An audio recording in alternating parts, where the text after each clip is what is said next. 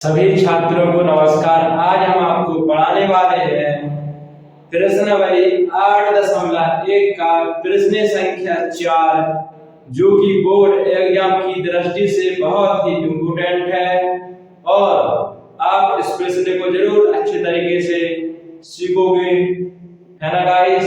तो चलो हम वीडियो को स्टार्ट करते हैं। प्रश्न 4 क्या है? यदि 15 cot A बराबर 8 हो तो sin A और sec A का मान ज्ञात कीजिए। यानी कि हमें प्रश्न में दिया है कि 15 cot A बराबर 8 दिया है और कहा गया है कि sin A और sec A की वैल्यू निकालिए।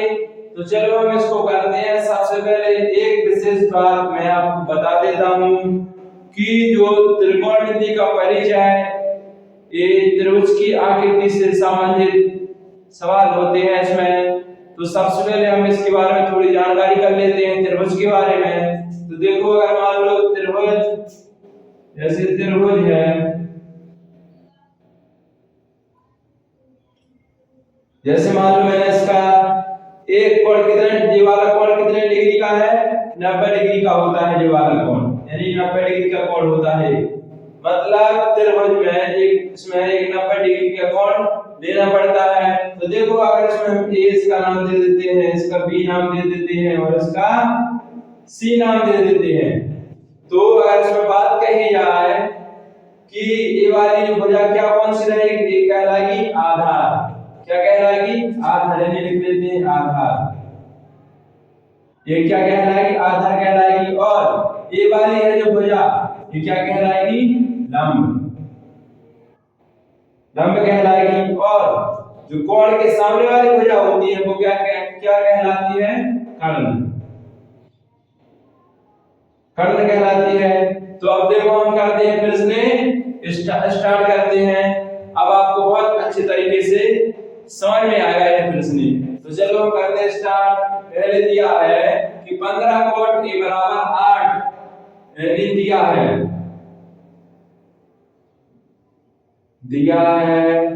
क्या दिया?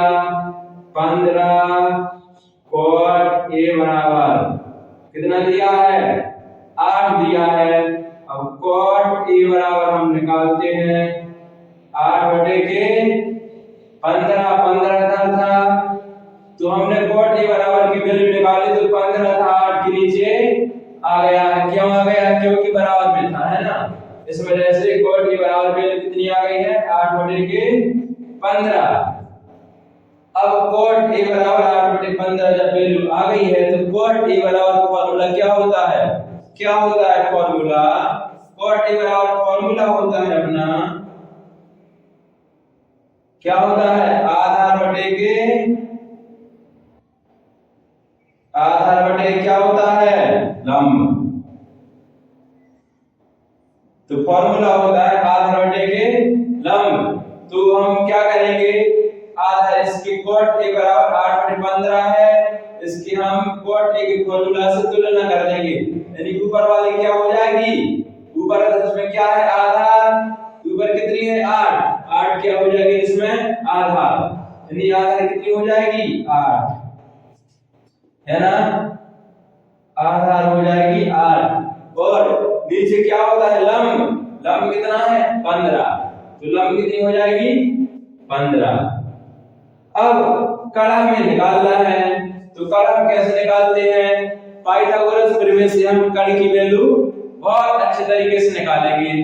तो आपने पढ़ा भी होगा पहले की क्लासों में, जैसे 8 में, 7 में, 6 में पाइथागोरस प्रमेय आपने जरूर पढ़ी होगी। तो चलो, वही पाइथागोरस प्रमेय होती है, कोई अलग से प्रमेय नहीं है पाइथागोरस, है ना। वही होती है जैसे आपने 6, 7, 8 में पढ़ी है। तो उसी का हम चलो इसमें तो पाइथागोरस प्रमेय से निकालते हैं कड़ की वैल्यू। यानी पाइथागोरस प्रमेय से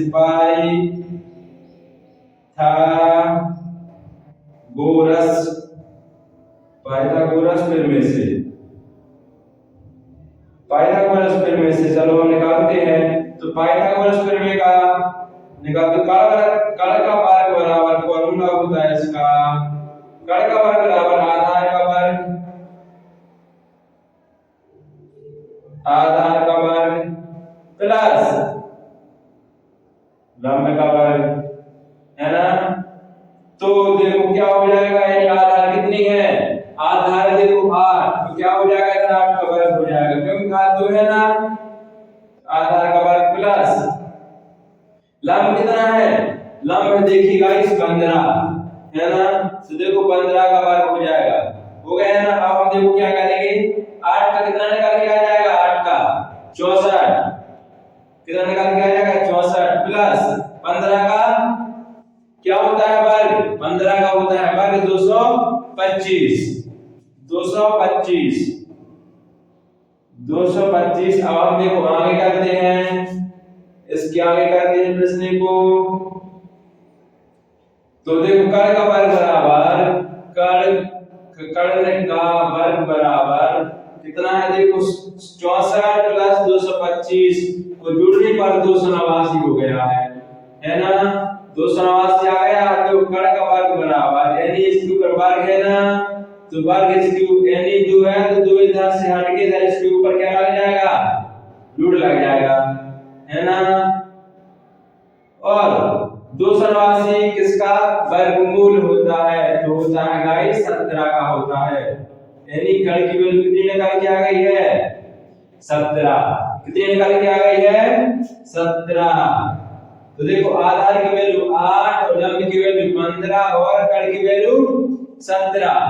इस प्रकार से हमने देखो पाइथागोरस प्रमेय से कर्ण की वैल्यू निकाल ली है। अब हम देखो निकालेंगे, क्या निकालेंगे, sin a और sec a की वैल्यू और अच्छे तरीके से निकालेंगे, है ना।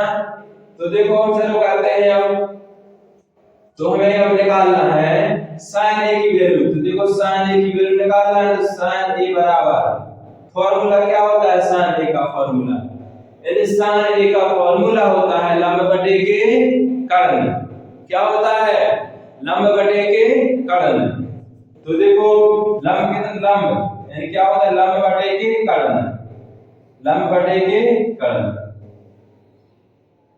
इतना हो गया। तो देखो sin a बराबर लंब कितना है इसमें, अब लंब कितना है 15, तो देखो 15 आ गया है, और कर्ण कितनी है, कर्ण कितनी है 17, तो 17 आ गया है, यानी sin a की वैल्यू कितनी आ गई है, 15 बटे के 17, जो कि बहुत अच्छे तरीके से निकाली है और सिंपल भी है ना। अब हम करते हैं, चलो किसकी वैल्यू निकालना है, sec a।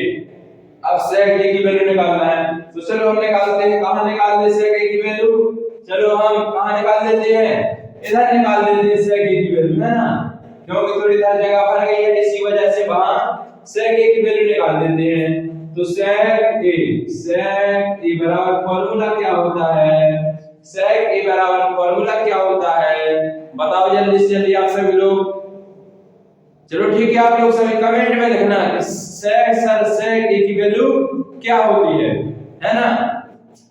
तो कमेंट में सभी लोग बताएंगे, तो क्या होती है sec a की वैल्यू, कर्ण बटे के आधार, कर्ण बटे की आधार होती है, तो sec a बराबर क्या है, कर्ण कितनी निकली थी, कर्ण 17, क्या है 17, आधार कितनी है, आधार है देखो 8। तो देखिए sec a की वैल्यू भी निकाल लिया, कितनी निकली है 17 बटे के 8, जो कि यह प्रश्न बहुत अच्छे तरीके से मैंने समझा दिया है। कुछ नहीं, इसमें बस दिया था 15 को a बराबर काट दिया था और कहा गया था कि sin a और sec a की वैल्यू निकालिए। तो इस प्रकार से प्रश्न बहुत अच्छे तरीके से मैंने समझा दिया है। उम्मीद करते हैं आपको यह प्रश्न बहुत अच्छे तरीके से समझ में आया होगा। तो सभी दोस्तों से रिक्वेस्ट है कि आप इस चैनल को जरूर सब्सक्राइब करें और अपने दोस्तों के साथ शेयर करें। धन्यवाद।